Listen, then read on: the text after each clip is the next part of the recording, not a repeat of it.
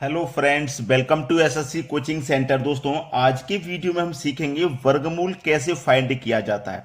अब देखिए, आपने वैसी संख्याएं देखी होंगी, जैसे मान लीजिए 36 का हमें वर्गमूल निकालना है तो 6 होता है। ऐसी संख्याओं का वर्गमूल आप आसानी से निकाल लेते हो।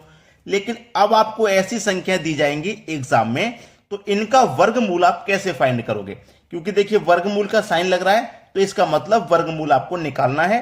तो आज की वीडियो में इन्हीं संख्याओं का वर्गमूल निकालना सीखेंगे, क्योंकि परीक्षा में जब ये क्वेश्चन आते हैं तो हो नहीं पाते, लेकिन आज के बाद आप कर पाओगे और नंबर आपका कटेगा नहीं। जब करके आओगे तो नंबर भी जुड़ेगा और आपके पास होने की संभावनाएं बढ़ जाएंगी। तो चलिए स्टार्ट करते हैं। इस क्वेश्चन को कैसे किया जाता है, सबसे पहले और जो जरूरी बात है वो ये है कि यहां पे 2 होना चाहिए। यहां पे 2 होना चाहिए, अगर 2 नहीं है तो हमें 2 बनाना पड़ेगा। ठीक है, पहली बात तो ये कंफर्म हो गई। अब यहां पे 2 है तो ये जो मेरे पास स्क्वायर रूट में 15 है, इस 15 के हमको ऐसे फैक्टर करने हैं कि जोड़ के 8 आ जाए। तो 15 के फैक्टर में क्या कर सकता हूं, 5 गुने 3। 5 गुने 3 15 होता है, 5 और 3 को जोड़ेंगे तो 8 होता है। तो हमको इस संख्या के ऐसे फैक्टर करने हैं कि जोड़ के ये वाली संख्या बन जाए। बन गई ना? तो चलिए, ये रूट 15 के फैक्टर है ना, तो इसको आप रूट 5 लिख सकते हैं, इसको रूट 3 लिखेंगे। 5 और 3 का मल्टीप्लाई करके रूट 15 हो जाएगा। और यहां पे जो साइन रहेगा वो साइन आपको यहां बीच में लगा देना है। बस हो गया आंसर। आंसर हो गया, आप कुछ नहीं करना। रूट 5 माइनस रूट 3, यही आपका आंसर है। देखिए किस ऑप्शन में है, सी ऑप्शन में मिल जाएगा। कितनी मेहनत करनी पड़ी आपको इन प्रश्न के लिए। बस आप तरीका सीख जाओगे ना तो ये क्वेश्चन होते बहुत आसान है, लेकिन आपको प्रैक्टिस करनी पड़ेगी। अगर आप प्रैक्टिस नहीं करोगे तो भूल जाओगे, इसलिए अपने हाथों से प्रैक्टिस जरूर करके देखा करें। अब देखेंगे अगला सवाल। अगला प्रश्न है, यहां पे देखिए, इस संख्या का हमें वर्गमूल निकालना है। यहां पे वर्गमूल लिखा हुआ नहीं है, लेकिन हम कैसे पहचानेंगे? पूरी संख्या के ऊपर वर्गमूल का साइन लगा हुआ है, इससे पहचानेंगे कि वर्गमूल निकालना है। ठीक है, समझ में आ गई बात? तो मैंने आपको क्या बताया कि वर्गमूल निकालने के लिए यहां पे 2 होना जरूरी है, और यहां पे पहले से 2 दिया गया है। अगर यहां पहले से 2 नहीं दिया जाएगा तो हमको 2 बनाना पड़ेगा। कैसे बनाते हैं, इस वीडियो में आप बने रहिए, आपको सब सीखने को मिलेगा। चलिए, ये जो संख्या मैंने क्या बताया, इस संख्या को आपको फैक्टर करने हैं। ऐसे फैक्टर करने हैं कि जोड़ के ये वाली संख्या मिल जाए। क्लियर है ना?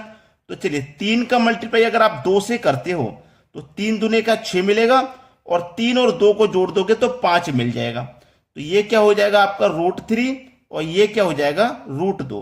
रूट 3 का मल्टीप्लाई रूट 2 से करने पे रूट 6 मिलेगा। बात क्लियर है? और ये जो साइन यहां पे रहता है उस साइन को आप यहां लगा दीजिए। बस हो गया आंसर।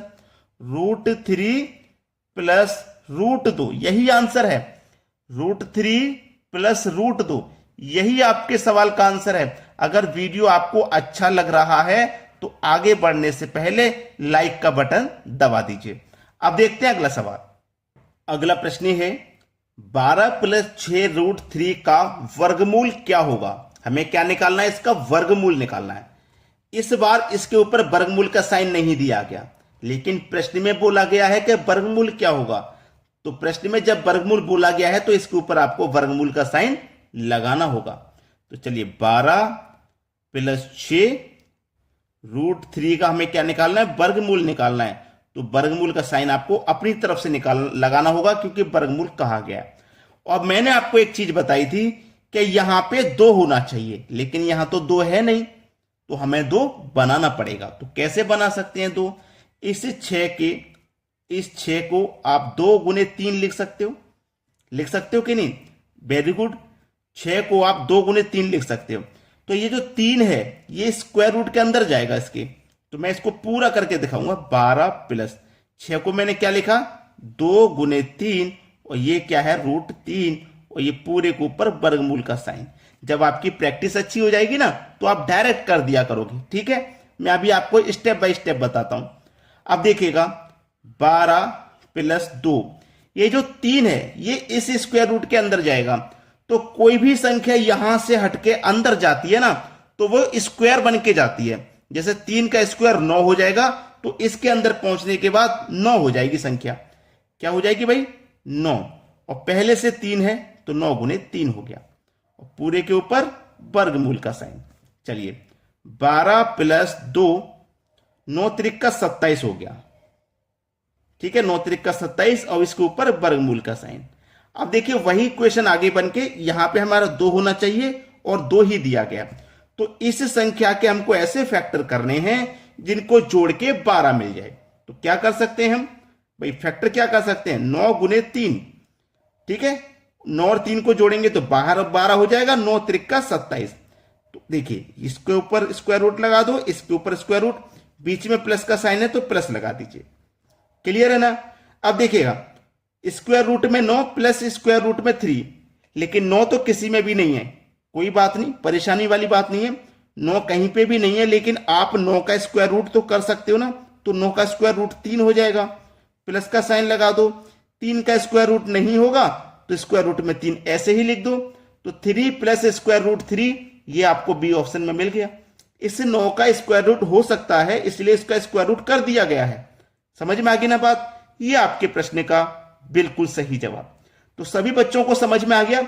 ये मैंने आपको स्टेप थोड़ा सा बढ़ा दिया है, वरना देखिए क्या होता, यहीं पे हो जाता। हमने फैक्टर किया था ना, 3 का स्क्वायर करके मैं डायरेक्ट अंदर भेज देता, 9 9 त्रिक का 27, 27 में लिख देता तो मैं सीधा इस स्टेप पे आ जाता। ये 2 स्टेप बीच में बच जाते। लेकिन मैंने आपको पूरा क्लियर करके बताया है, जब आपकी प्रैक्टिस अच्छी हो जाएगी तो आप स्वयं स्टेप को बचा दिया करेंगे, डायरेक्ट कर दिया करोगे। अब देखते हैं अगला प्रश्न। अगला प्रश्न है 3 प्लस रूट 5 का वर्गमूल क्या होगा? 3 प्लस रूट 5 का वर्गमूल बोला गया है। वर्गमूल बोला गया है तो वर्गमूल का साइन लगा दीजिए। अब मैंने आपको बताया है कि यहां पे 2 होना चाहिए, लेकिन यहां तो 2 है नहीं। जब नहीं है तो हमको बनाना पड़ेगा। क्लियर है? तो चलिए मैं क्या कर सकता हूं, यहां पे 3 प्लस, इसमें 2 से गुना कर दूं और 2 से डिवाइड, 2 से गुना कर देता हूं और 2 से क्या कर देता हूं? डिवाइड। क्योंकि 2 से 2 ये कैंसिल हो जाएगा तो कोई मान में फर्क नहीं पड़ेगा, इसलिए मैंने 2 से गुना कर दिया, 2 से डिवाइड कर दिया, पूरे के ऊपर स्क्वायर रूट का साइन। ठीक है, यहां तक किसी को कोई दिक्कत नहीं।